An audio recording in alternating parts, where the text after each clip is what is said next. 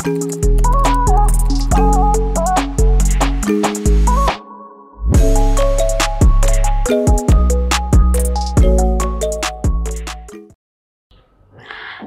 pun, salam sehat.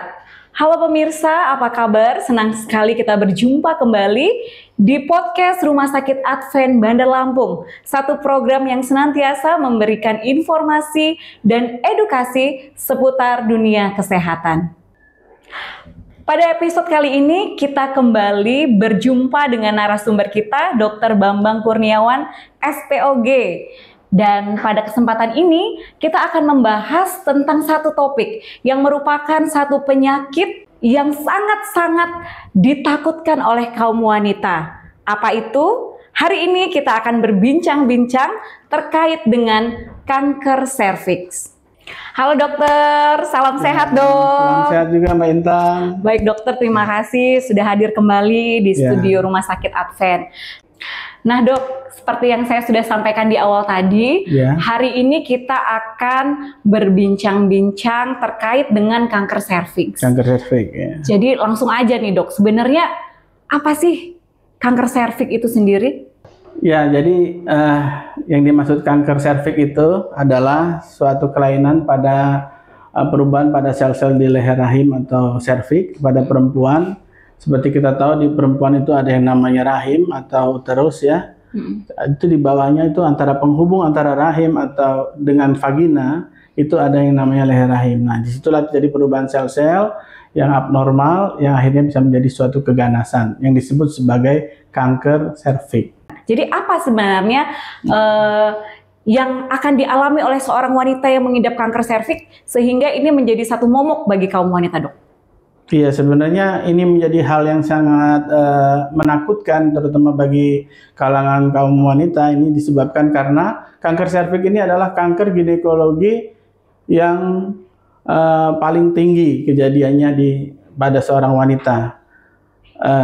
Penyakit yang pertama pada wanita yang paling tinggi adalah kanker payudara, kemudian diikuti dengan kanker serviks. Betul. Yang sangat menakutkan bahwa kanker serviks di sini hampir setiap wanita itu datang dengan kondisi yang sudah stadium lanjut, yang kadang-kadang juga untuk harapan hidupnya akan semakin kecil.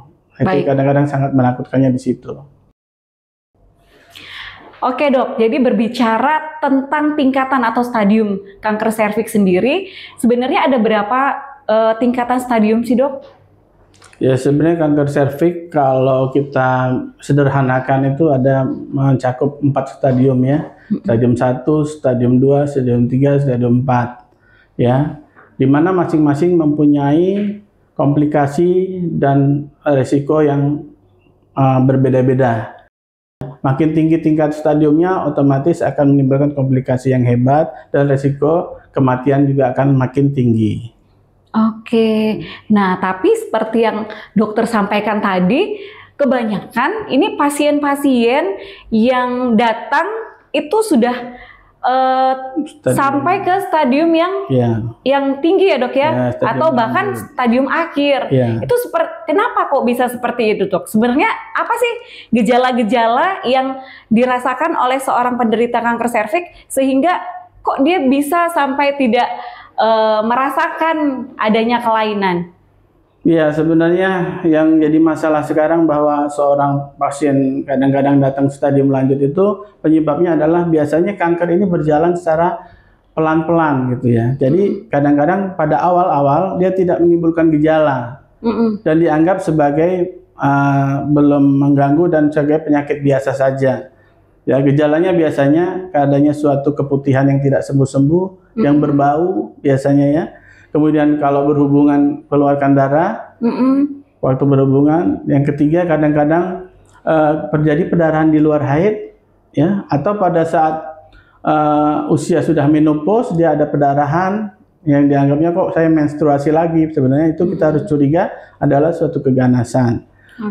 Yang kemudian gejala yang lain tergantung dari stadiumnya. Makin besar stadiumnya akan timbul gejala-gejala baru, misalnya gangguan sakit daerah panggul, kemudian gangguan saluran kencing, ya, nyeri di daerah bokong dan sekitarnya, bahkan bisa menyebabkan gangguan buang air besar. Oke. Tergantung dari stadiumnya memang. Tapi biasanya si pasien ini kadang-kadang yang saya benar disebut sama Mbak Intan tadi datangnya stadium lanjut karena ya memang waktu awal-awal mereka dianggap sebagai penyakit biasa. Makanya jangan sampai terlena dengan keluhan-keluhan awal yang ringan. Tetap kita harus waspada dengan terjadinya suatu keputihan atau perdarahan bercak atau perdarahan di luar siklus haid yang tidak normal.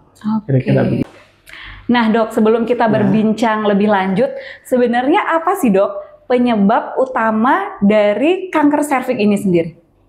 Penyebab utamanya ya sudah diteliti, memang penyebab paling utama adalah infeksi, terutama infeksi virus yang namanya HPV atau Human Papilloma Virus ya. Jadi inilah penyakit adalah jenis penyakit yang disebabkan sebenarnya oleh virus dan sebenarnya juga bisa dicegah karena dia virus ya. Tapi tidak hanya satu virus saja jenisnya karena di sini strainnya banyak, ada tipe-tipenya virusnya ya. Dari tipe yang ringan, dari tipe 6 sampai tipe-tipe yang sering menyebabkan terutama tipe 16 dan 18. Jadi ada beberapa tipe dari strain dari HPV yang menyebabkan suatu kejadian kanker serviks gitu. Oke, jadi intinya virus HPV itu tadi ya dok ya. Betul. Nah, baik dok. Jadi menurut dokter, apa sih saran untuk pemirsa di rumah nih supaya tidak terlambat untuk mengetahui seseorang atau wanita ini terkena kanker serviks? Jadi apa yang harus dilakukan untuk mendeteksi secara dini? Ya, sekarang banyak ya metode untuk melakukan screening atau deteksi dini pada kanker serviks ya. Dari mulai sederhana, kalau kita sering ke puskesmas itu sering dilakukan yang namanya IVA. Oh iya, betul dok. IVA itu metode yang paling sederhana dan lumayan baik untuk mendiagnosa diagnosa suatu awal keganasan dari kanker serviks. Kemudian ada yang kedua adalah pap smear. Pap smear beberapa puskesmas atau rumah sakit mungkin sudah bisa melaksanakannya, tapi masalahnya pap smear ini harus ada dokter patologi anatomi yang membaca. Jadi lebih mahal ya dok ya? Lebih mungkin dengan tarifnya lebih mahal, kemudian juga memerlukan pemeriksaan yang lebih teliti lagi. Kemudian yang ketiga dengan HPV DNA. Betul. Nah ini yang terbaru biasanya di laboratorium yang sudah besar ya. Jadi di sini kita bisa mengetahui jenis HPV-nya, tipe mana yang saya bilang tadi ada strain tadi, tipe yang mana, tipe 16, 18 atau yang lainnya. Jadi dengan pemeriksaan ini lebih canggih lagi, kita bisa tahu jenis tipe virusnya gitu. Jadi sebenarnya pemerintah sendiri sudah menyediakan banyak program ya dok untuk membantu mendeteksi secara dini, sehingga ya dengan deteksi dini ini kita bisa menanggulangi juga secara lebih cepat dan pastinya angka harapan hidupnya juga bisa lebih besar ya dok ya. Tinggi, ya. Nah lanjut kita dok ke bagaimana seorang dokter ya spesialis obgyn ya dok untuk menegakkan diagnosa bahwa pasien ini positif menderita kanker serviks. Nah tentang cara menegakkan diagnosa kanker serviks, memang kita harus melihat dulu yang saya bilang tadi bahwa pemeriksaan laboratorium tadi yang saya bilang tadi itu ada yang namanya lesi prakanser, ada yang memang sudah jadi kanker serviks ya. Untuk lesi prekanser itu yang saya bilang pakai IVA, pap smear, kemudian pemeriksaan HPV DNA. Tapi untuk menegakkan bahwa ini suatu kanker serviks itu kita lakukan biopsi pada jaringan serviksnya. Kemudian kita periksa ke laboratorium patologi anatomi, itulah kalau memang ditemukan adanya sel squamous atau sel epitel yang menyebabkan suatu keganasan atau adanya kelenjar di dalam leher rahim itu yang mengarah menjadi suatu karsinoma atau keganasan, itu sudah pasti itu 100% bahwa pasien itu bisa ditegakkan diagnosa suatu kanker serviks. Nah, berarti dok untuk menegakkan diagnosa kanker ini sendiri itu memerlukan tahapan-tahapan pemeriksaan. Jadi setelah semua hasil keluar baru bisa ditegakkan positif untuk kanker serviks. Setelah itu dok, setelah memang sudah tegak diagnosa kanker serviks. Penata laksanaan yang seperti apa sih yang biasa diberikan, Dok? Kalau sudah ditegakkan si pasien kanker serviks, biasanya nanti untuk pengobatan terapinya kita serahkan ke dokter spesialis obstetri ginekologi, konsultan onkologi, ya, bagian kanker kandungan. Ini sudah ada khusus dokternya, dan nanti beliau yang melakukan penanganan terapinya. Secara umum terapinya banyak ya, dari mulai terapi yang non operatif sampai yang operatif atau dioperasi ya. Jadi di sana nanti dipilih tergantung dari stadiumnya, apakah masih lesi precancer tadi saya bilang, sama apakah sudah terjadi kanker ya. Itu penata laksananya beda. Jadi dari mulai seperti yang paling sederhana dilakukan krioterapi, di mana nanti leher serviks atau serviksnya itu dibekukan dengan CO2 dan N2O. Nanti baru dievaluasi lagi tiap berapa minggu, atau dengan pemeriksaan operasi yang dilakukan oleh dokter onkologi, itu pemeriksaan pengoperasi pada serviks untuk mengambil bagian yang dicurigai suatu keganasan. Itu terutama untuk pasien-pasien yang memang dalam tahap awal lesi precancer atau ibunya masih membutuhkan rahimnya untuk kehamilan. Tapi kalau memang ibunya anak sudah banyak dan sebagainya, dan rahimnya memang tidak mungkin kita selamatkan lagi, ya paling aman ya dilakukan tindakan histerektomi radikal, diangkat semua beserta rahimnya.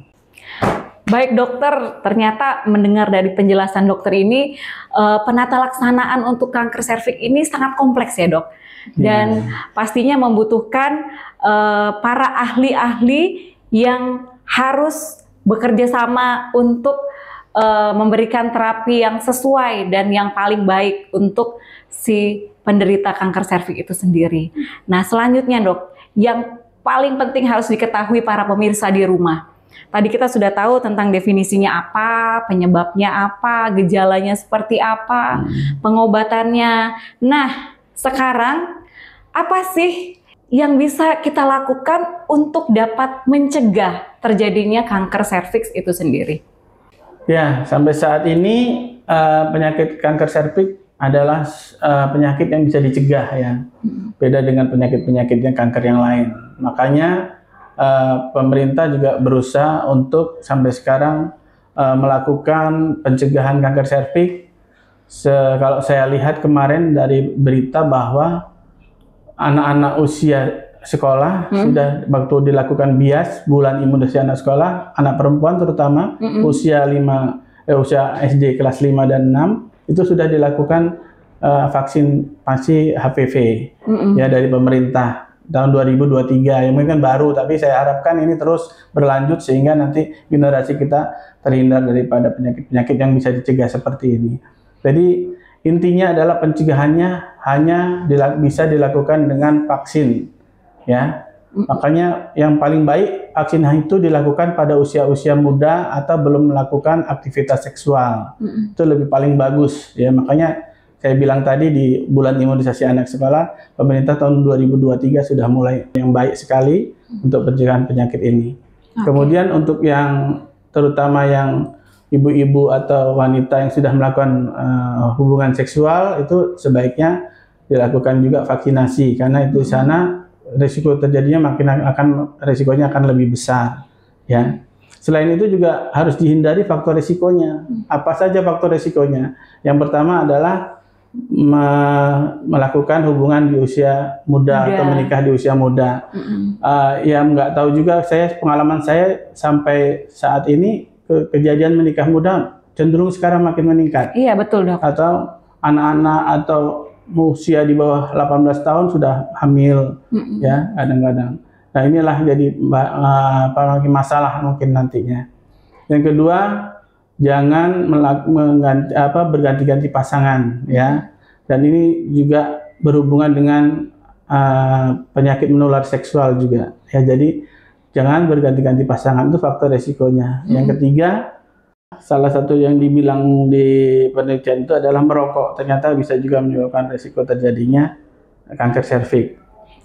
Yang keempat selanjutnya adalah multiparitas jumlah anak yang banyak. Itu juga bisa menyebabkan. Makanya sekarang digalakkan juga program KB yang mulai KB-nya ini ada yang sekarang sudah mulai kendor ya program KB-nya, yang mudah-mudahan diperhatikan bahwa dengan jumlah anak makin banyak risiko terjadi kanker serviks juga akan banyak. Makanya sebaiknya punya anak jangan terlalu banyak ya. Baik, untuk mencegah itu. Jadi ada juga ternyata hubungannya antara jumlah ya, anak diteliti dengan angka kejadian kanker serviks. Sudah banyak penelitiannya itu. Oke. Kalau pola hidup sehat atau pola makan yang harus kita hidupkan itu seperti apa sih dok sebenarnya untuk mencegah terjadinya kanker serviks ini? Ya kalau pola makan ya tentu saja makanan yang bergizi ya tentu saja. Yang kedua kalau untuk pola hidup yang menghindari faktor risiko tadi ya, menikah usia muda, berganti-ganti pasangan ya. Itu kebiasaan-kebiasaan buruk yang seperti atau merokok itu sebaiknya jangan dilakukan dan dikerjakan lagi kalau memang seorang wanita pengen supaya jangan terjadi suatu kanker serviks. Baik dok, kali ini kita akan membahas terkait ada beberapa rumor nih yang masih beredar yang mohon diluruskan ini sebenarnya mitos atau fakta gitu ya dok. Yang pertama dok, dikatakan bahwa kalau kita sudah vaksin itu berarti tidak perlu untuk pap smear karena vaksin dikatakan sudah menjamin seseorang tidak terkena kanker serviks. Gimana dok? Ya kalau untuk ini mitos atau fakta ini bisa saya jawab bahwa kalau ibu sudah divaksin atau seorang perempuan sudah divaksin itu tetap harus melakukan screening juga ya, rutin pemeriksaan pap smear karena bisa saja terjadinya kanker yang baru disebabkan oleh strain yang baru yang lain lagi ya, karena seperti kita tahu vaksin juga itu terbatas. Yang ada sekarang seperti Cervarix itu hanya berisikan strain 16-18, sedangkan yang Gardasil itu ada 4, ada 6, 11, 16, dan 18. Jadi tergantung vaksin di mana, artinya ya, tidak semua bisa di cover oleh vaksin untuk melindungi kanker serviks. Tapi paling tidak dengan yang tipe-tipe strain yang sering menyebabkan kanker serviks itu bisa dicegah gitu. Yang paling sering menyebabkan kanker serviks. Jadi bukan hanya satu tipe saja, banyak sekali tipe virus yang lain yang mungkin juga bisa menyebabkan kanker lagi. Baik dokter, terima kasih. Jadi pemirsa, ternyata walaupun kita sudah divaksin, itu tidak menjamin 100% kita bisa terhindar dari yang namanya kanker serviks. Jadi harus tetap menjalankan hal-hal yang menjadi pencegahan tadi ya dok ya. Jadi nggak boleh takabur. Kita harus tetap melakukan pola hidup sehat dan hal-hal yang sudah dokter jelaskan tadi. Nah dok, yang kedua nih, ini juga pernah beberapa kali saya dengar. Katanya penanganan kanker serviks ini bisa menimbulkan kemandulan. Nah gimana ini dok? Iya, masalah mitos itu sebenarnya bisa dijawab bahwa tergantung daripada terapinya apa. Kan saya bilang tadi ada terapi, ada lesi precancer, ada kanker serviks. Kalau sampai diangkat, saya bilang tadi sampai diangkat rahimnya, itu berarti memang terjadi kemandulan pasti. Kalau terapinya ketahuan pada stadium awal, saya rasa masih bisa dipertahankan fungsi fertilitasnya. Jadi kemungkinan ibu masih bisa hamil. Makanya gunanya screening pada kanker serviks ini adalah mengetahui kalau terjadi lesi-lesi precancer pada tahap-tahap awal sehingga tetap fungsi fertilitas atau kesuburan bisa tetap dipertahankan, sehingga jangan sampai stadium lanjut sampai harus diangkat rahimnya, otomatis si ibu akan jadi kemandulan dan nggak mungkin lagi hamil gitu. Oke, jadi bisa dikatakan bahwa mitos ini tidak sepenuhnya salah ya dok, tetapi juga nggak 100% benar. Oke. Jadi terkhusus pada kaum wanita harus memperhatikan bahwa kanker serviks ini adalah kanker nomor 2 pada wanita yang bisa menyebabkan angka kematian dan angka kesakitan yang tinggi. Oleh karena itu kita harus waspada. Bagaimana caranya? Tetaplah melakukan deteksi dini kanker serviks. Bisa dilakukan di pertama di puskesmas atau di fasilitas kesehatan yang lain. Dan ingat bahwa kanker serviks bisa dicegah. yaitu dengan pemberian vaksin untuk kanker serviks. Baik pemirsa, sekali lagi, kanker serviks merupakan penyebab kematian tertinggi nomor 2 pada perempuan di Indonesia setelah kanker payudara. Dan menurut data terkini bahwa setiap tahunnya ada 36.000 kasus baru, di mana 21.000 diantaranya mengalami kematian. Untuk itu kami sangat berharap agar tayangan kita pada hari ini dapat membantu para pemirsa sekalian yang ada di rumah untuk dapat mengetahui lebih dalam terkait dengan kanker serviks ini. Dan dengan kita mengetahuinya, tentu kita dapat melakukan pencegahan-pencegahan sebagaimana yang sudah dijelaskan oleh Dr. Bambang pada hari ini. Sampai di sini perjumpaan kita di episode kali ini. Terima kasih Dr. Bambang sudah menyempatkan waktu untuk hadir dan berbagi banyak sekali informasi kepada para pemirsa di rumah. Kita akan berjumpa kembali di tayangan podcast Rumah Sakit Advent Bandar Lampung selanjutnya.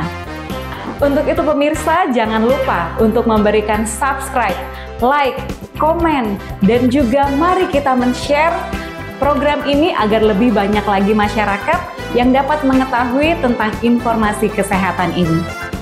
Salam sehat!